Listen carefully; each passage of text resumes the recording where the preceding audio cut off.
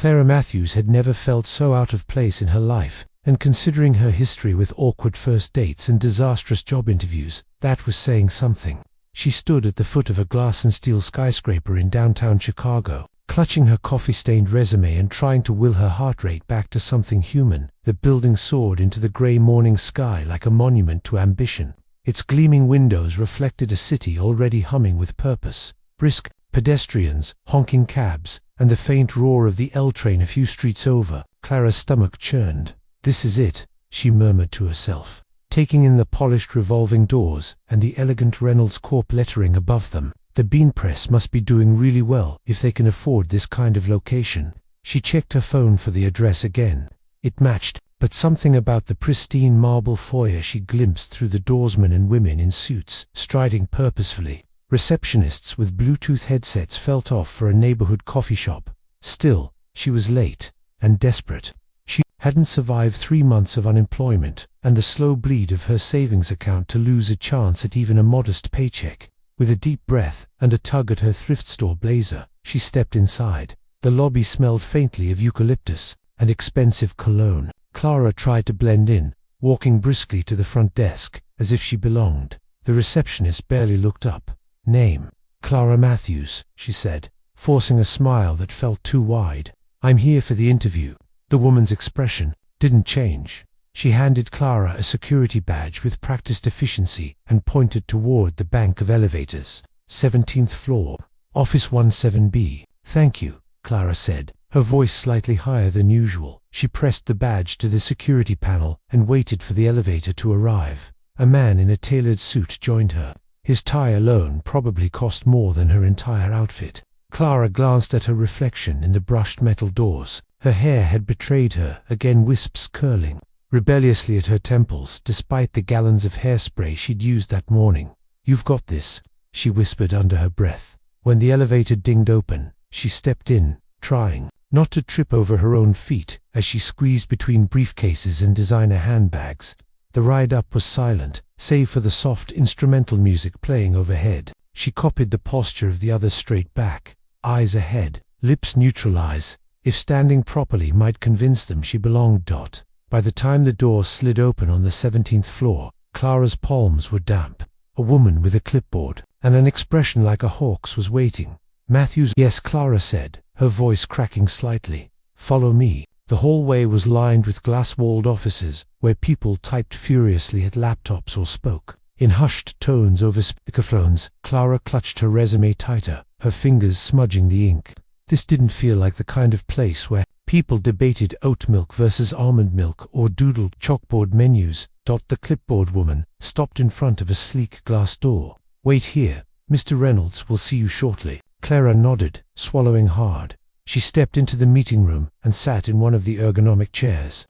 The table was bare, except for a slim vase holding a single white orchid. Her reflection stared back at her from the polished surface, eyes strained smile, and a coffee stain that refused to be hidden by her folder. The seconds stretched. She shifted in her seat, her blazer making an unfortunate squeaking noise against the leather dot. Then the door opened. He walked in like he owned the world, or at least this glittering corner of it. Tall, broad-shouldered, impeccably dressed in a tailored charcoal suit that fit him like a second skin. His dark brown hair was swept back neatly, no strand out of place. But it was his eyes that made Clara's throat tighten, cool, assessing. The color of glacial ice. Ethan Reynolds. She recognized the name now. He was on a magazine cover she'd flipped past at the grocery store. Last month, CEO, visionary, rumored to be as ruthless as he was brilliant. He didn't look up from his tablet as he sat across from her. "Clara Matthews," he said, his voice low and even. "For the secretary position." Clara froze. "Secretary?" "Yes." He finally glanced at her, his gaze sharp and unreadable. "Am I mistaken?" "Oh, Clara's brain scrambled. She could feel her pulse in her ears. "I thought this was an interview for the bean press." His brow arched ever so slightly. "The coffee shop." "Yes," she admitted, her cheeks flaming. "You know, lattes, cappuccinos, latte art if I'm feeling brave. This is Reynolds Corp, a global technology company." "You're in the wrong building." "Oh," she said faintly. "I see." She should leave. apologize profusely, and back out of the room with whatever dignity she had left. But instead, words tumbled out of her mouth before she could stop them. "Well, while I'm here, I'm also excellent at answering phones, filing things alphabetically, and bringing snacks to stressful meetings. Proactive." See, Ethan blinked. "You're pitching yourself for a position you didn't know existed until 30 seconds ago." "That's called adaptability," Clara said, forcing a smile. Silence stretched between them. His expression didn't change, but something flickered in his eyes. "You're unconventional." "I prefer resourceful, or desperate," he countered. "Desperation breeds creativity." A beat of silence. Then, shockingly, the corner of his mouth curved barely there, but unmistakable. "Report tomorrow at 8 a.m., he said. Clara's mouth fell open. "What? You're hired. Secretary. Office adjacent to mine. Don't embarrass me." She blinked, her brain refusing to process the words. "Wait, are you serious? Do I look like a man who jokes?" "No, but I plan to change that." He stood, already focused back on his tablet. "We'll see." Clara sat there for a long moment after he left, staring at the door. Did she just land a job at one of the most prestigious companies in Chicago? By accident, she fumbled for her security badge, clutching it like a trophy as she left. Outside, the city felt louder, brighter, more alive. "I walked into the wrong building," she whispered to herself, "and somehow didn't get arrested for trespassing. Instead, I got hired." Clara Matthews had no idea what awaited her at Reynolds Corp, but one thing was certain: life was about to get very, very complicated. Clara Matthews wasn't sure if she had made the biggest mistake of her life or stumbled into an entirely new chapter of it. The morning sun barely touched the edges of the Reynolds Corp tower when she arrived, clutching her newly issued ID badge as though it were a key to a secret world. Inside, the lobby hummed with efficiency. Sharp-dressed executives and focused assistants moved like parts of a finely tuned machine. And for a brief stomach-churning moment, Clara felt like a single loose cog about to rattle the entire system apart. But she straightened her shoulders, forced her feet forward, and repeated to herself that this was just a job. Granted, a job she hadn't applied for, wasn't remotely qualified for, and had gotten by way of what could only be described as sheer audacity, but a job nonetheless. The receptionist offered her the same deadpan expression as the day before. Clara waved awkwardly. "Morning, first day, wish me luck." The woman blinked, but didn't respond. Clara laughed to herself and headed for the elevators. 17th floor again. Office 17B again. But this time, it wasn't a sleek meeting room that awaited her. It was a wide desk with a nameplate reading C. Matthews in crisp letters, and a phone that looked like it had more buttons than the cockpit of an airplane. Next to it sat a simple white mug with bold lettering. "Keep calm and schedule it, Sophie." The executive assistant Clara had met briefly yesterday stood by with a clipboard, her heels clicking against the polished floor like a metronome. She studied Clara with a look that could make the bravest intern wilt. "You're the new secretary," Sophie said flatly. "Yes," Clara replied, gripping the back of her chair. "Officially hired by mistake, but determined to make it work." Sophie didn't smile. "I'll show you the basics so you don't get fired before lunch." Love the motivational tone. Very reassuring. Sophie raised an eyebrow but continued. "Your primary responsibility is to keep Mr. Reynolds' schedule organized. Remind him of meetings, screen calls, and generally ensure he doesn't descend into chaos." Clara nodded. "So, basically, be his human firewall and emotional GPS, more or less." The crash course in Reynolds Corp operations felt like trying to learn a new language under a time limit. Clara clicked the wrong buttons on her computer, accidentally called the IT department twice, and at one point sent an email that simply read, "Good morning," with 3 exclamation marks, which Sophie promptly deleted. "You need to project calm professionalism," Sophie advised. "Got it, calm, professional." Clara nodded solemnly, like a swan serene on the surface, frantically paddling underneath. Sophie's lips twitched. Close enough. By mid-morning, Clara had organized exactly 3 meetings, misfiled 2 reports, and left a trail of brightly colored sticky notes on her monitor, with reminders like "Don't forget to remember." She was just placing another when a deep voice startled her. "You're using your forehead as a bulletin board." Clara jumped and spun in her chair. Ethan Reynolds stood there, impossibly composed as usual. "Visual strategy," she explained. My brain sometimes ignores screens, but it never ignores my own forehead. It's science. Of course it is. His expression softened slightly. Any fires yet? Not yet, but the printer looked at me funny 5 minutes ago. I'm keeping an eye on it. For a moment, she thought she saw him suppress a smile. Good, he said finally. Keep the printer under control. It's a troublemaker. The day rolled on in a blur of phone calls, emails, and the growing realization that her life had taken a sharp left turn into uncharted territory. It wasn't until she was packing up to leave that Sophie appeared again. Mr. Reynolds wants to see you in his office before you go. Clara froze. Did he sound ominous? He never sounds anything. Clara stood in front of Ethan's door, heart pounding. She knocked. Come in. He was at his desk, reviewing what looked like a small forest's worth of paperwork. You survived the first day, he said without looking up. Barely, but no casualties to report. Impressive. She frowned. Wait, is that a compliment? Don't get used to it. Clara tilted her head, studying him. You're hard to read. You know that. It's like talking to a very handsome brick wall. Ethan glanced up then, and for the briefest second, his mouth curved. Ms. Matthews. Clara, she corrected automatically. Clara, there's something we need to discuss. It's unconventional. That's my specialty. My grandmother is determined to see me married. She's arranged dates, dinners, and various other ambushes. To avoid them, I need her to believe I'm in a serious relationship. Clara blinked. You're saying you want me to pretend to be your girlfriend? Yes. For a few weeks, appearances at family events, some dinners, nothing more. That's wow. She rubbed the back of her neck. Do you realize how Lifetime movie this sounds? Unfortunately, yes. What's in it for me? She asked, crossing her arms. A substantial bonus, flexible hours, job security. Clara tapped her chin, pretending to think.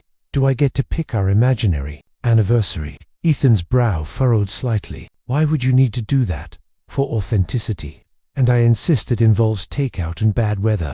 Fine, and no kissing unless absolutely necessary. Agreed. Then I'm in. Let's fake a relationship. He extended his hand. Clara shook it, her grip firm. This is either the smartest or dumbest thing I've ever agreed to, she said. Probably both, Ethan replied. That night, back in her studio apartment, Clara lay awake, staring at the ceiling. Her world had shifted so suddenly she could barely keep up. She'd gone from jobless to secretary to fake girlfriend of one of Chicago's most powerful men in less than 48 hours. What could possibly go wrong? She whispered to herself. The silence didn't answer. Clara Matthews had never imagined herself rehearsing fake affection in the back seat of a black sedan. Yet there she was, clutching her handbag like a life preserver, as Ethan Reynolds drove them out of Chicago toward his grandmother's estate in Wisconsin. The city lights faded in the rear view mirror, replaced by stretches of highway and bare winter trees, their branches clawing at the gray sky. Clara's fingers itched to fidget with something, but the silence in the car was so dense that even the sound of his zipper might echo. You know, she said finally, her voice lighter than she felt. This is the part in the movie where the audience wonders if the fake couple will pull it off or crash and burn spectacularly. Ethan didn't take his eyes off the road. This isn't a movie. Could have fooled me. Handsome billionaire, chaotic secretary, weekend getaway to meet grandma. All we're missing is a soundtrack and an unexpected snowstorm. At that, the corner of his mouth twitched so faint she almost missed it. We're not here to entertain anyone, he said. Speak for yourself. I plan to be WI. He exhaled softly, almost a sigh. Just remember the rules. Clara recited them as if she'd memorized the script. No unnecessary touching, no overly personal details, and absolutely no confessing secret feelings while under emotional duress. His brow furrowed slightly. I don't recall the third rule. I added it for safety. Mine mostly.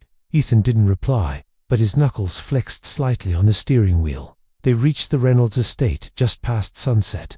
The house loomed out of the trees like something out of a lifestyle magazine. 3 stories of stone and glass with warm light spilling from tall windows. Snow dusted the edges of the circular driveway, and Clara caught herself clutching her coat tighter. As they stepped out of the car, she whispered, on a scale of 1 to 10, how much does your grandmother scare you? 7. On a good day, great, I'll aim for charming, then, maybe even disarming.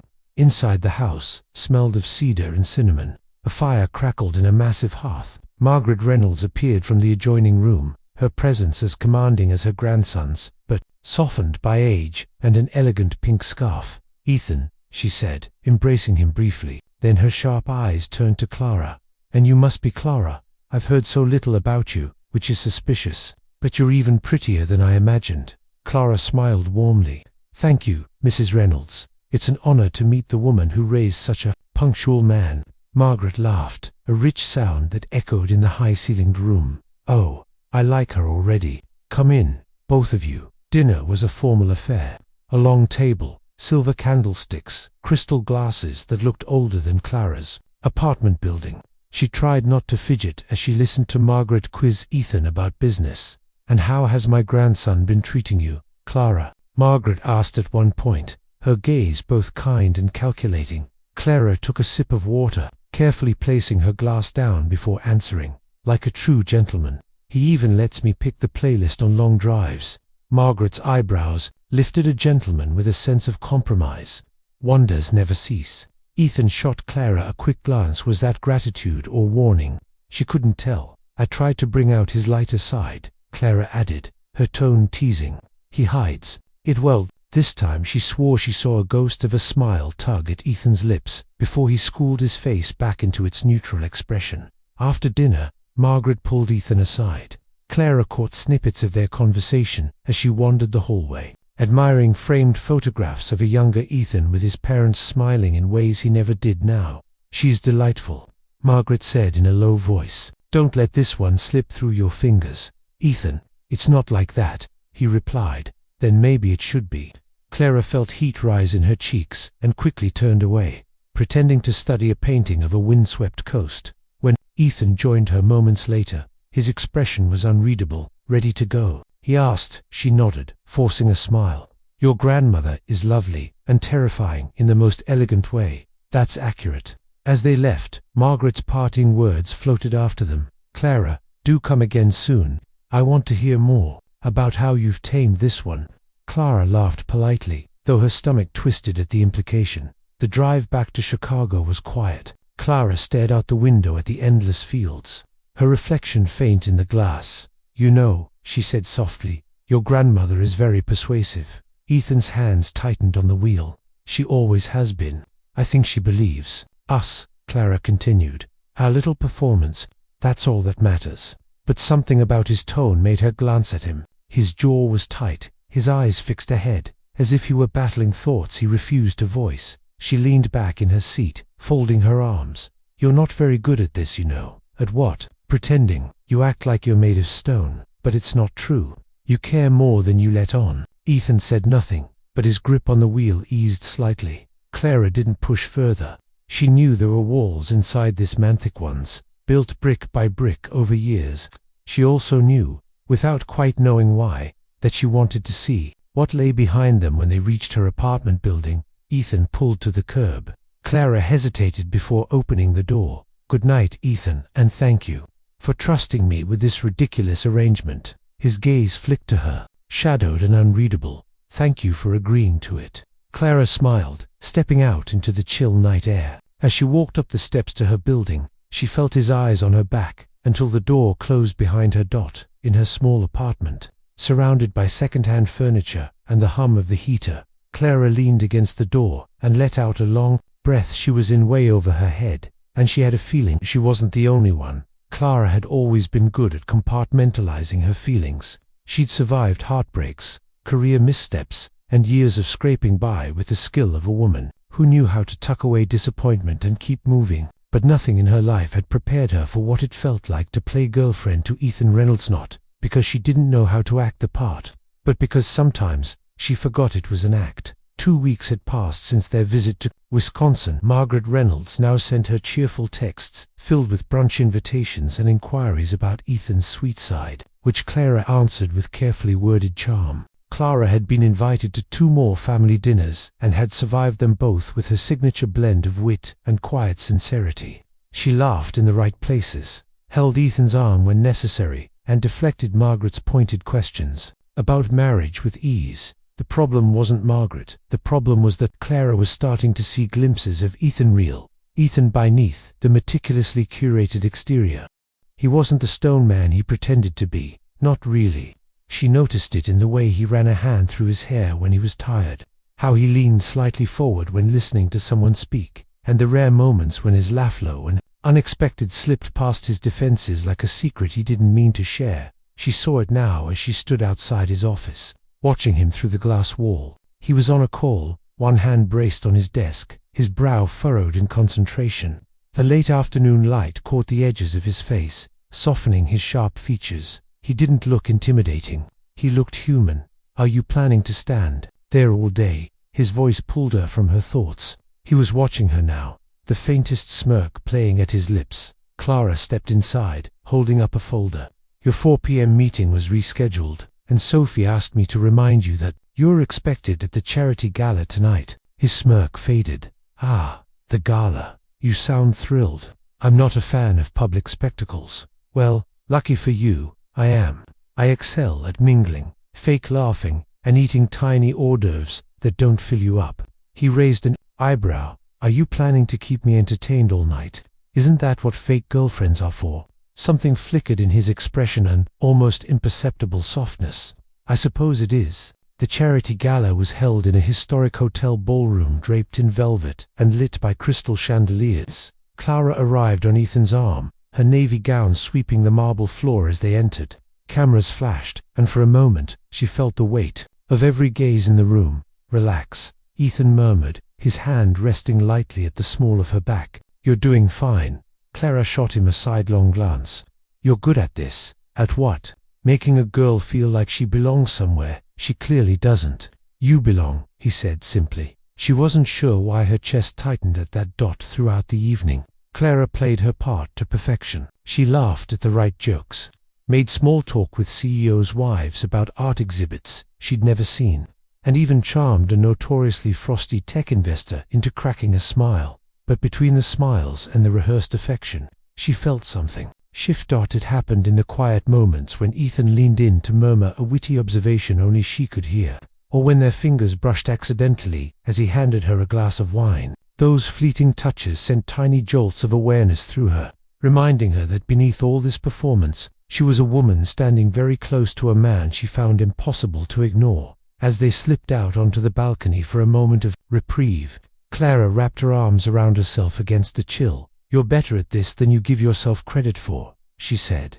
Ethan looked out over the city lights. "At what pretending?" His gaze shifted to her, and for a moment, the world narrowed to the space between them. "Maybe it's not all pretending anymore," he said quietly. Clara's breath caught. She opened her mouth to reply, but a burst of laughter from inside the ballroom broke the moment. Ethan straightened, his mask sliding back into place as he offered his arm. "Shall we?" The drive back to his apartment was quiet, charged with an energy Clara couldn't quite name. When they arrived, she hesitated in the foyer, suddenly unsure how to navigate this version of their arrangement, one where lines were blurring in dangerous ways. "Thank you," she said finally. "For tonight, I didn't embarrass you, did I?" His eyes met hers, steady and unreadable. "No, you never do." And then he did something unexpected. He reached out and tucked a stray lock of hair behind her ear. The touch was brief, almost accidental, but it left a trail of warmth across her skin. "Good night, Clara." "Good night, Ethan." She retreated to the guest room, closing the door behind her with a soft click. She leaned against it, her pulse thrumming wildly. This was supposed to be a simple arrangement. Clear rules, no mess, no complications. So why did it already feel like the most complicated thing she'd ever been a part of? Why did it feel so terrifyingly real? The weeks that followed settled into a rhythm that felt almost natural, though Clara reminded herself daily that nothing about this was meant to be real. She and Ethan had developed a routine, mornings filled with brief exchanges over coffee, afternoons juggling his relentless schedule, and evenings where they shared dinners that hovered between businesslike detachment and something alarmingly close to domesticity. It was dangerous. She knew how easily she slipped into the role. Ethan was still Ethan-controlled, reserved, a man whose emotions were layered like armored glass. Yet every so often, cracks appeared. A dry remark that bordered on teasing, a fleeting glance that seemed to linger too long, a softness in his voice when he spoke her name, and Clara, against every ounce of good sense she possessed, was beginning to crave those moments. On a Thursday morning, she found herself humming in the kitchen as she made tea, the sunlight spilling through the floor-to-ceiling windows of Ethan's apartment. She was wearing one of his shirts, an accident at first, a borrowed comfort after she'd spilled coffee on her own blouse.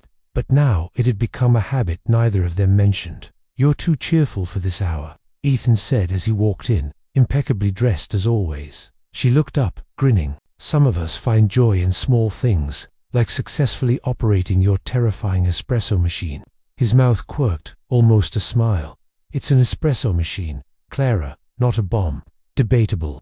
But I survived, so clearly I deserve applause." Ethan didn't reply, though his eyes lingered on her a second longer than necessary. At the office, Clara's phone buzzed with a message that made her pause. "Hey, I heard you're at Reynolds Corp. I'm in town for a few days. Want to grab lunch? Would love to catch up." Ryan Blake. Ryan, her college friend, the one who used to share midnight pizza runs and helped her survive finals with terrible coffee and worse humor. She hadn't seen him in years. "You seem distracted," Ethan observed later, his voice cutting through her thoughts. She looked up from her laptop. "Just an old friend reaching out." His expression tightened almost imperceptibly. "A friend? Yes, he's in town and wants to have lunch. Nothing scandalous, I promise." Ethan didn't respond immediately, but Clara noticed the slight tension in his jaw. "Enjoy your lunch," he said finally, his tone unreadable. Ryan was waiting at a small cafe 2 blocks from the office, looking almost exactly as she remembered: tousled hair, easy grin,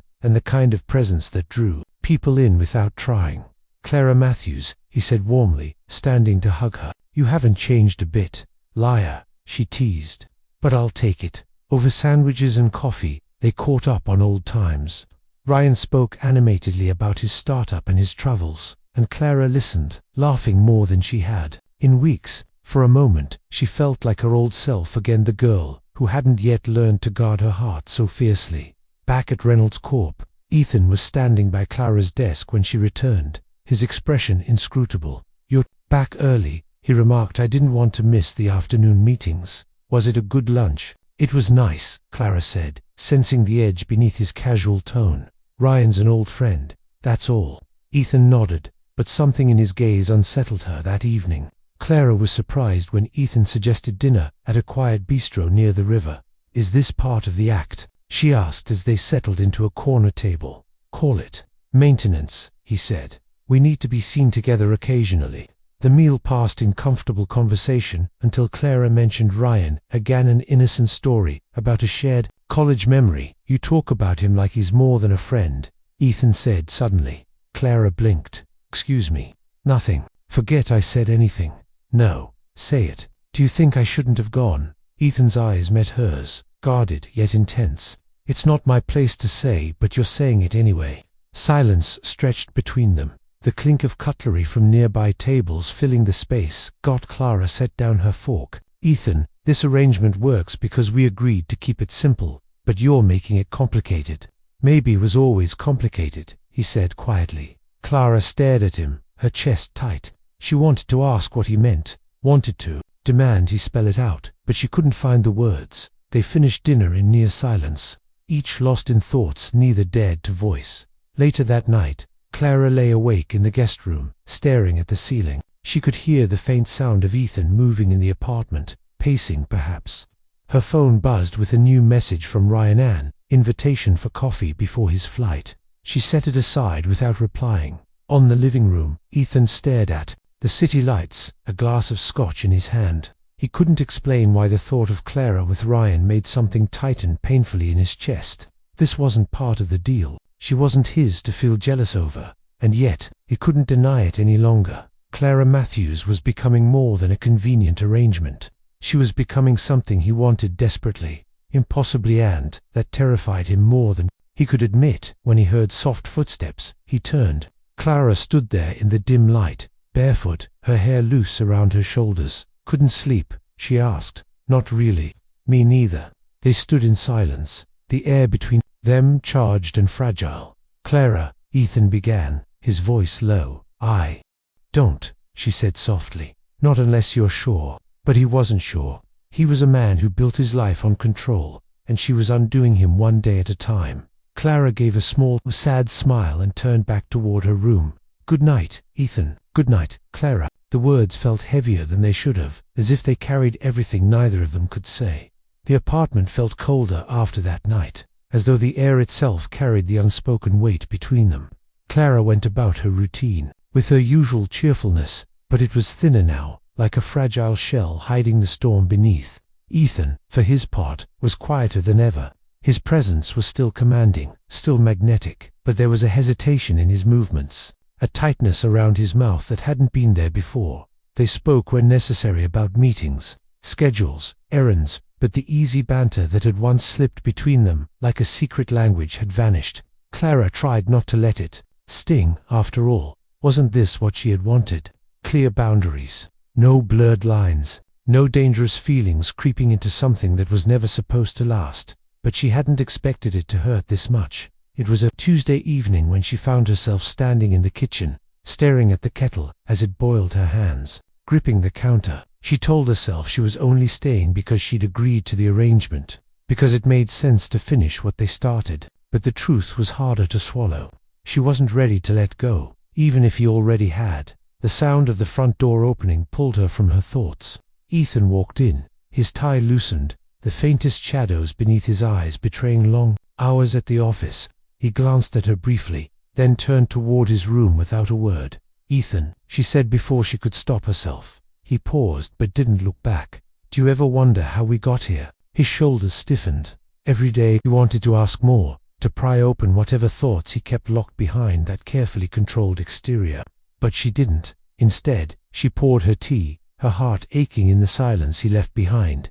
At Reynolds Corp, Sophie noticed the shift before anyone else. Clara's laugh didn't ring through the office the way it once had, and Ethan's temper seemed sharper, his patience thinner.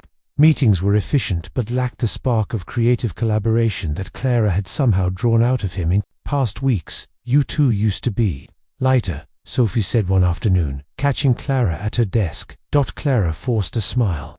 "We're just busy. Or you're both pretending not to notice what's really going on."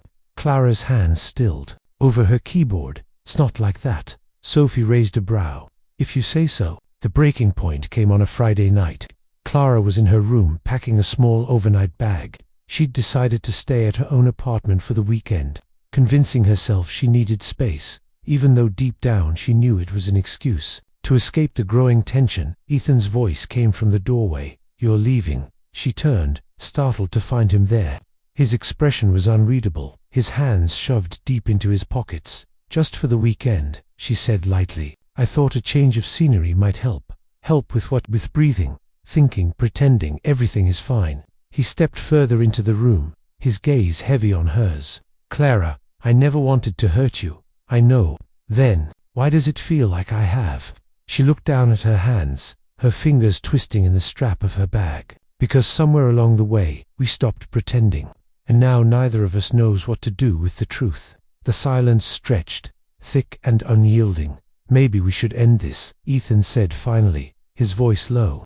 "Before it gets harder." Clara felt the words like a physical blow. She nodded, though her chest felt like it was splintering.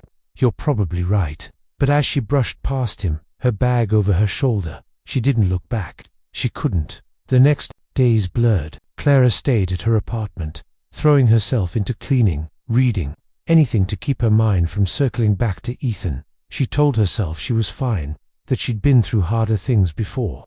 But at night, when the apartment was too quiet, she found herself staring at her phone, her fingers hovering over his number, then pulling back again. At Reynolds Corp, Ethan maintained his perfect facade. Meetings were conducted with precision, deadlines met early, and no one could tell that inside.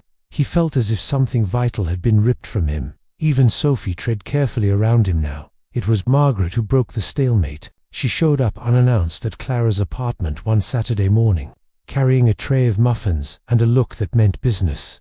"Clara Matthews," she said as soon as the door opened. "You look terrible." "Thank you," Clara replied, weakly. Stepping aside, Margaret set the tray down on the table and folded her arms. "What happened between you and my grandson?"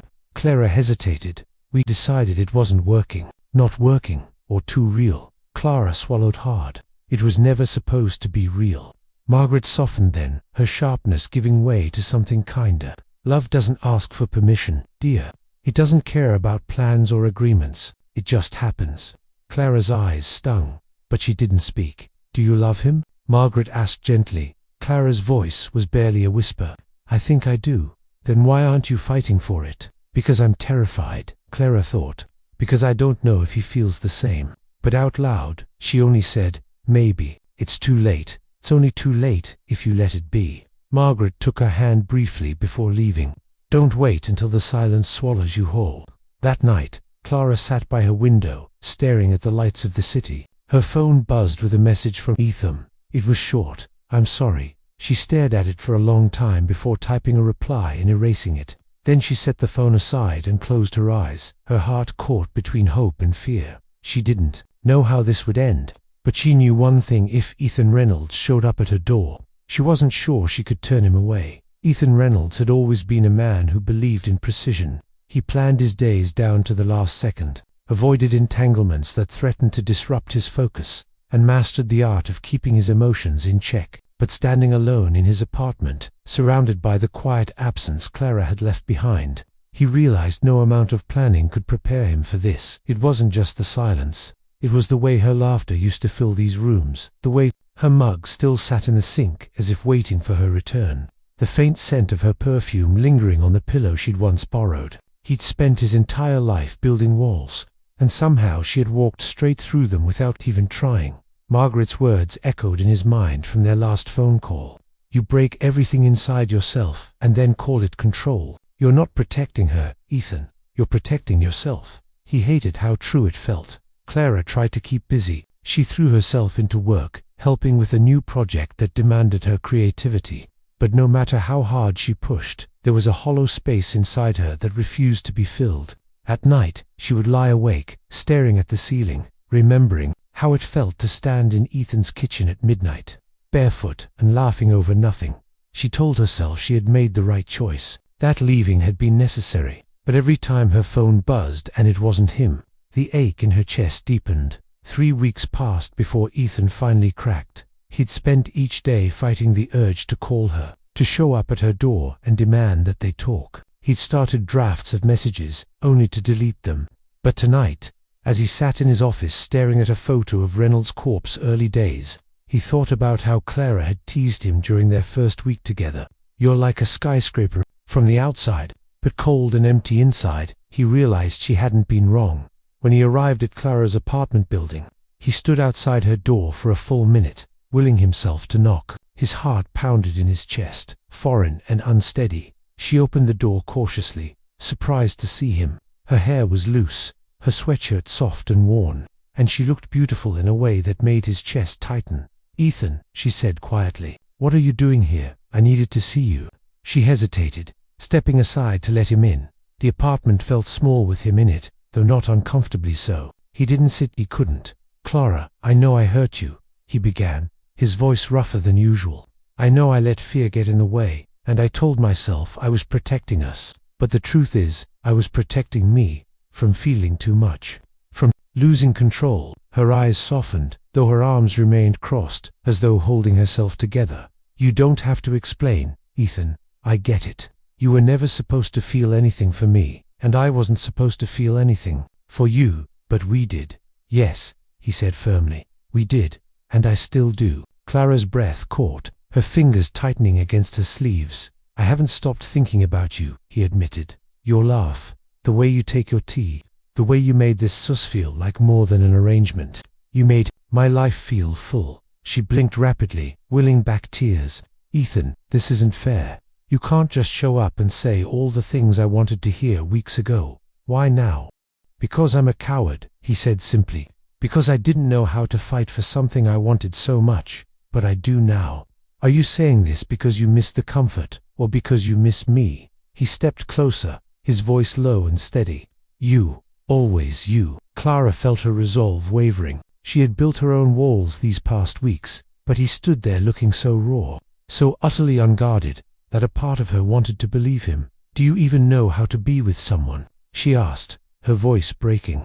This isn't a contract, Ethan. It's messy and unpredictable, and it requires more than showing up when it's convenient. I know, he said, and I can't promise I won't get it wrong sometimes, but I can promise I'll stay, I'll try, because losing you once was enough to make me realize I never want to do it again. Clara stared at him, her heart pounding. This isn't easy for me either. You weren't the only one who was scared. Then let's be scared together, he said softly. She let out a shaky laugh, tears slipping down her cheeks. You're impossible, Ethan Reynolds, and yet you let me in anyway.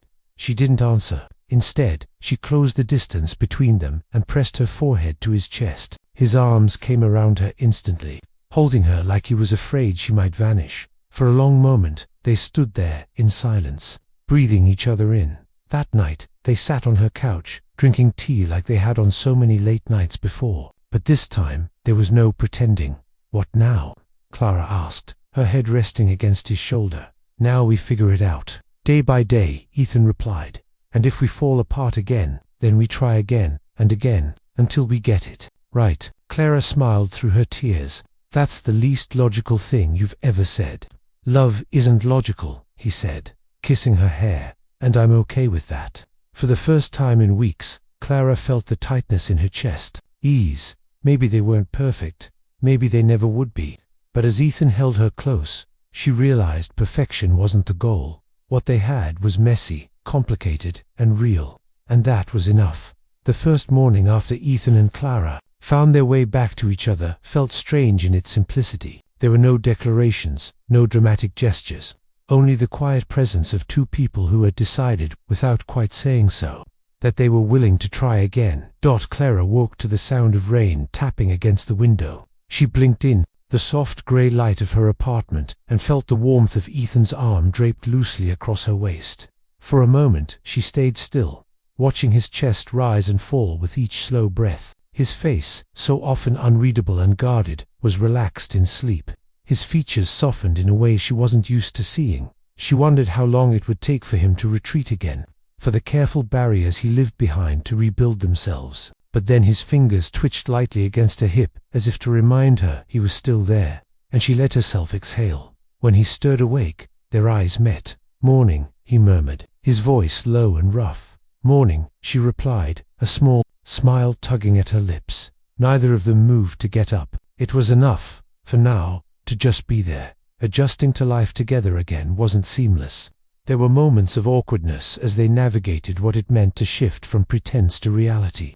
Clara found herself second-guessing sometimes. Should she make coffee for both of them, or would that feel too intimate? Should she leave her sweater draped over the couch like she used to, or fold it away neatly because this time it mattered? Ethan noticed the hesitation in her movements and hated it. He wanted her to feel like she belonged, not as a guest or a temporary fixture, but as someone who had carved out a place in his life that couldn't be replaced. One evening, after a long day at the office, Clara was sitting cross-legged on the living room floor, sorting through a box of old photos she'd left in storage. Ethan came in, his jacket draped over his arm, and paused at the sight. "You look at home," he said softly. She glanced up, startled by the tenderness in his tone. "I'm trying to be." "Don't try, just be." She smiled, but there was a flicker of uncertainty in her eyes. "Clara," he said, moving closer, "you don't have to tread so carefully around me. You're not intruding. You're not temporary. You're us. Whatever that means right now." The words felt clumsy coming from him, but they were honest. Clara reached for his hand, threading her fingers through his. "Okay," she said simply. Margaret, of course, noticed the change immediately. When Ethan brought Clara to Sunday dinner 2 weeks later, his grandmother's sharp eyes softened as she watched them together. "You're different," she told Ethan quietly while Clara was in the kitchen, helping Sophie plate dessert. "Different how? You smile more, and you listen more, which I didn't even think was possible." Ethan didn't deny it. He only glanced toward the kitchen where Clara's laughter floated back to them like sunlight breaking through clouds. "She's good for you," Margaret said. "Don't lose her again." "I don't plan to." But not every day was as effortless. There were arguments too, small and large, sparked by misunderstandings and the fragile vulnerability of two people learning how to let each other in. One night Clara stood in the doorway of Ethan's office, arms folded, frustration written across her face. "You don't get to shut me out every time something goes wrong at work." she said. That's not how this works anymore. I'm not shutting you out, he replied, his voice tight. You're not letting me in either. He ran a hand over his face, the weight of his old habits pressing in. I don't know how. I've spent my whole life keeping people at arm's length. Clara's expression softened. She stepped forward, laying a hand on his chest where his heart beat steady and strong. Then, let's figure it out together. I'm not asking for perfection, I'm asking for effort. His hand covered hers, holding it there like a silent promise. Weeks turned into months, and the rhythm of their life began to feel less like a fragile experiment and more like a partnership. Clara started leaving her books scattered on the coffee table again. Ethan began bringing home little things for her. New brand of tea he thought she might like, a scarf he'd noticed her admiring in a shop window. One evening they sat curled together on the couch, a movie playing in the background they weren't really watching. Clara rested her head on Ethan's shoulder, her fingers idly tracing patterns over the back of his hand. Do you ever think about how we started? She asked all the time, and I think it was the best mistake of my life. She laughed softly. Mine too. Ethan tilted her chin up gently, his eyes serious. I don't want to pretend anymore. Not about anything. You're not pretending now, she whispered. He kissed her then, not with urgency, but with the quiet certainty of a man who finally understood what it meant to let someone in. For Clara, it felt like coming home. Later that night, as they lay together, in the stillness, Clara traced the faint lines of his jaw, memorizing every detail. This feels different, she said softly. Because it is, Ethan replied. This is real. No contracts, no performance, just us. She smiled against his skin, and for the first time in a long time, she allowed herself to believe him. Maybe love wasn't about grand gestures or perfect timing. Maybe it was about showing up, day after day, even when it was hard. And as Ethan held her close, she realized they were finally doing exactly that. The early morning sunlight poured into the apartment, warm and golden, spilling over the hardwood floors and catching the edges of Clara's hair as she stood barefoot in the kitchen. She was stirring sugar into a cup of tea, humming a tune under her breath. There was a quiet peace about her, the kind that comes after a storm has passed and left the air clean and still. Ethan leaned against the doorframe, watching her. There was something almost surreal about seeing her there, as though she'd always belonged in his space, in his life, and he was only now realizing how empty it had felt without her. She turned slightly, catching sight of him, and smiled a soft, knowing smile that seemed to unravel the last threads of his restraint. You're staring again, she teased gently. Because I can, he said simply. Clara rolled her eyes, but her cheeks flushed faintly as she handed him the mug. Their fingers brushed in the exchange, a small, quiet spark passing between them. The weeks since they had decided to try again had been filled with a slow, steady rebuilding. There were no dramatic declarations or promises of perfection, just the consistent effort of two people choosing each other every single day. Clara had started leaving little notes for Ethan on his desks, simple things like "remember to breathe today" or "you're more than your spreadsheets." At first, he'd found them almost unbearably sentimental, but now they were like anchor points in his day, quiet reminders that life could be softer, lighter, when shared. One evening, he came home to find her curled up on the couch, with a blanket around her shoulders, a book open in her lap.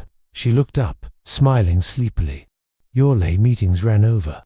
Did you at least win your battles? Some, he said, loosening his tie. Others can wait. They don't feel as urgent anymore. She tilted her head. And why is that? Because I know what I'm coming home to. Clara's heart tightened at the quiet weight of his words. She scooted over, patting the space beside her. He sat, and she leaned into him without hesitation. Ethan Reynolds, she murmured, you're becoming dangerously romantic. Don't tell anyone. I have a reputation to maintain. It was Margaret's idea to host a small gathering, though she pretended otherwise. Just a family dinner, she said breezily, over the phone. Nothing formal. Clara had laughed when she relayed this to Ethan. Does your grandmother ever do anything that isn't strategic? Never, Ethan admitted, a rare grin tugging at his lips dotted the dinner. Margaret watched them with sharp eyes that softened each time Clara reached for Ethan's hand or laughed at one of his dry remarks. Sophie sat nearby, catching Ethan's expression as Clara spoke animatedly about a new project at work. You looked happier, Sophie said quietly, when Clara stepped into the kitchen to help Margaret. Ethan didn't deny it. I am. Then don't ruin it. People like Clara don't come along twice. I know, he said simply. That night, back at their apartment, Ethan sat on the edge of the bed watching Clara brush her hair. She caught his gaze in the mirror and arched a brow. You're staring again. Because I'm trying to figure out how I ever survived before you walked into my life. Clara's brush stilled. She turned to face him fully. That's a dangerous thing to say, maybe, he said, standing and crossing to her. But I mean it. He took her hands in his thumbs brushing over her knuckles. Clara, I spent so long believing I didn't need anyone, that letting someone in would only make me weaker. But you, he paused, searching for the right words. You've shown me strength isn't about standing alone. It's about trusting someone enough to stand with them. Tears pricked Clara's eyes, but she smiled through them. You're making it very hard to keep my guard up, you know. Good, he said softly, because I don't want you to have to. A month later, Ethan took her to a small vineyard just outside the city. The spring air was cool and fresh, carrying the scent of wildflowers.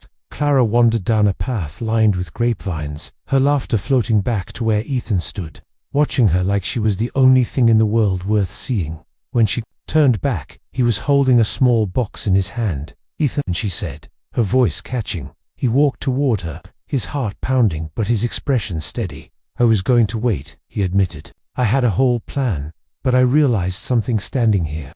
Life doesn't always wait for perfect timing, and I don't want to waste another second. He opened the box, revealing a simple yet elegant ring.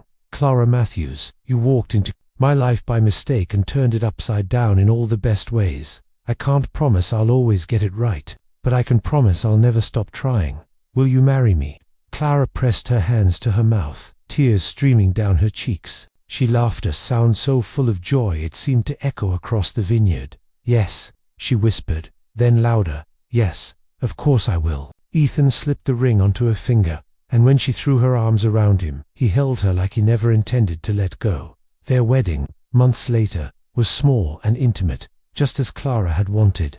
They stood in a sunlit garden, surrounded by family and friends, the air fragrant with roses and fresh-cut grass. Margaret dabbed at her eyes discreetly, while Sophie stood nearby with a proud smile. When Clara walked down the aisle in a simple flowing dress, Ethan felt his chest tighten. She was radiant, every step toward him a quiet miracle. You look almost friendly, she teased softly as she reached him. And you, he murmured back, look like everything I never knew I needed. Their vows were simple but heartfelt. I used to think love was a distraction, Ethan said. But then you taught me it's the anchor, the thing that steadies everything else. Clara's voice wavered as she spoke. I never believed in perfect, but I believe in who's messy, beautiful, complicated us. When the officiant pronounced them husband and wife, they didn't hesitate. Ethan pulled her close and kissed her, like the world had fallen away, leaving only the two of them standing there in the sunlight. That night, back at their apartment, Clara curled against Ethan on the couch, her head resting on his chest. Do you ever think about how we started? She asked, tracing lazy circles on his shirt. All the time, he said, and I still can't believe I almost let you walk away. You did let me walk away, she reminded him gently, and I spent every moment after that realizing it was the worst mistake of my life. Clara tilted her head to look at him. But we found our way back. Yes, he said, pressing a kiss to her hair. We did. She smiled, closing her eyes as his arms tightened around her. And in that quiet moment, with the city lights glowing outside their window and the sound of rain beginning to fall, it felt like the beginning of everything they had both been waiting for. Ethan Reynolds and Clara Matthews' story is not one of perfection but of transformation, to people meeting at the wrong time, for the wrong reasons, only to discover that love often grows in the most unexpected places. It began as a mistake. Clara walked into the wrong building, holding a coffee-stained resume and her last ounce of hope. She thought she was applying for a small print shop job, but found herself instead in the imposing headquarters of Reynolds Corp, face to face with its infamously cold CEO. Ethan, a man defined by logic, control, and a meticulous life free of emotional entanglements, should have dismissed her immediately. But Clara's irrepressible humor, her resilience in the face of awkwardness, and the light she brought into even the most sterile of spaces made him pause. And in that pause, a seed was planted. Their journey was never simple. What began as an accident shifted into an arrangement, a convenient partnership meant to shield Ethan from his grandmother's matchmaking efforts, pretend to be his girlfriend, attend family dinners, smile for photos. It was a deal with clear boundaries and an expiration date, or so they thought. Clara, with her warmth and her quiet strength, began to chip away at the walls Ethan had spent years building around himself. She challenged his rigid routines with laughter, taught him to savor little joys, and reminded him that vulnerability was not weakness. Ethan, in turn, offered Clara stability and protection she hadn't known she craved, a safe harbor after years of fighting to prove her worth in a world that often overlooked her. But love, even when it blooms, is rarely without storms. Both carried fears that threatened to unravel what they were building. Ethan feared losing control. Clara feared losing herself in a love that felt too fragile. They stumbled. They hurt each other with silence, with distance, with unspoken words and assumptions. At one point, Clara walked away, believing their connection was only an illusion, a performance too dangerous to let continue. It was in the quiet of separation that truth emerged. Ethan, who had prided himself on being untouchable, found the absence of Clara unbearable. For the first time in his life, he couldn't work his way out of pain with logic or retreat behind spreadsheets and deadlines. He had to confront the raw truth. He loved her not as a convenience or a placeholder, but as the very heart of his existence. When he finally came to her door, there were no grand gestures or speeches rehearsed to perfection. Instead, there was a man stripped bare of all his defenses, asking, not demanding, to be let back in. Clara, wary but still holding on to the ember of what they'd shared, took a risk. Together, they began again, this time without contracts or pretenses. Their second chapter wasn't flawless. There were small conflicts, moments of doubt, and the lingering shadows of old fears. But there was also growth. Ethan learned to share his world, not as a CEO guarding his empire, but as a man willing to let love disrupt his carefully ordered life. Clara found that love didn't mean losing her independence. It meant finding a partner who valued her voice and her dreams as much as his own. In time, Ethan proposed not with a meticulously planned event, but in the quiet of a vineyard. Speaking words from the heart he once kept locked away, Clara said yes through tears and laughter, and their wedding months later was a simple, joyful affair, filled with family, friends, and the reminder that the best beginnings often rise from unexpected mistakes. Their story is not about perfection but persistence, not about grand romance but about choosing each other over and over, even when it's hard. It is a reminder that love doesn't arrive on schedule or fit neatly into plans. It grows in chaos, flourishes in vulnerability, and survives because two people decide it's worth fighting for. The lesson here is simple yet profound. Love requires courage, the courage to let someone in, to face your own fears, and to embrace imperfection. In a world that glorifies independence and self-reliance, Ethan and Clara's journey reminds us that there is strength in connection, in allowing ourselves to be seen fully and loved anyway. In your life, ask yourself, are you building walls so high that no one can climb them? Or are you willing to risk the discomfort of vulnerability to let someone bring light into your world? Love is not about finding someone perfect, it's about finding someone who sees your flaws, stays anyway, and makes you want to be better. Mini quiz for you. What do you think was the key turning point in Ethan and Clara's relationship? A. When Clara decided to walk away, forcing Ethan to face his feelings. B. When Ethan first asked Clara to pretend to be his girlfriend, planting the seed of real connection. Comment your answer below with A or B. Also, what about you? Have you ever experienced a relationship or a friendship that started in an unexpected way but changed your life? Share your story in the comments so others can be inspired by your perspective. And if this story touched your heart, don't forget to subscribe to our channel. Your support motivates us to create even more meaningful stories that celebrate love, growth, and the beauty of second chances.